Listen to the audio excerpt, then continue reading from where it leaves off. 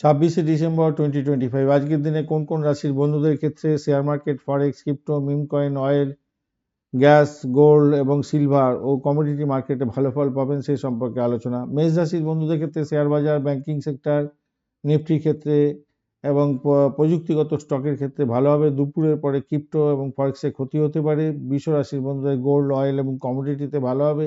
মিম কয়েনে ঝুঁকি থাকছে, এড়িয়ে চলুন। মিথুন রাশির বন্ধুদের নিফটি 50, ফরেক্স এবং যোগাযোগ ভিত্তিক স্টকের ক্ষেত্রে ভালো হবে। দুপুরের পরে কমোডিটি, অয়েলে ক্ষতি হতে পারে। কর্কট রাশির বন্ধুদের গোল্ড এবং ব্যাংকিং সেক্টরটা ভালো হতে যাচ্ছে। ক্রিপ্টো, মিম কয়েনে ক্ষতি হতে পারে। সিংহ রাশির বন্ধুদের শেয়ার যে কোনো ধরনের কিনতে পারেন, বিশেষ করে এন্টারটেনমেন্ট সেক্টর এবং নিফটি 50তে এগোতে পারেন, ভালো হবে। দুপুরের পর ফরেক্স, কমোডিটিতে সতর্ক থাকতে হবে। কন্যা রাশির বন্ধুদের ফার্মা স্টক এবং কমোডিটি, গোল্ডের ক্ষেত্রে ভালো হবে। ক্রিপ্টো, মিম কয়েনের ক্ষেত্রে ক্ষতির শিকার হতে পারেন। তুলা রাশির বন্ধুদের ফ্যাশন, লাক্সারি স্টকস এবং গোল্ডের ক্ষেত্রে ভালো হবে। অয়েল, ফরেক্সের ক্ষেত্রে ক্ষতি হতে পারে দুপুরের পরে। বৃশ্চিক রাশির বন্ধুদের অয়েল, মাইনিং এবং কমোডিটির ক্ষেত্রে ভালো হতে যাচ্ছে। ক্রিপ্টো এবং মিম কয়েনের ক্ষেত্রে সতর্কতার দরকার আছে, ঝুঁকি হতে পারে।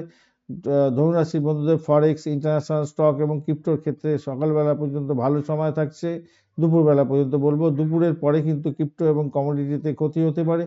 মকর রাশির বন্ধুদের ব্যাংকিং সেক্টর, ইনফ্রাস্ট্রাকচার, নিফটি 50তে ভালো হবে। অয়েল এবং মিম কয়েনের সতর্কতার দরকার আছে।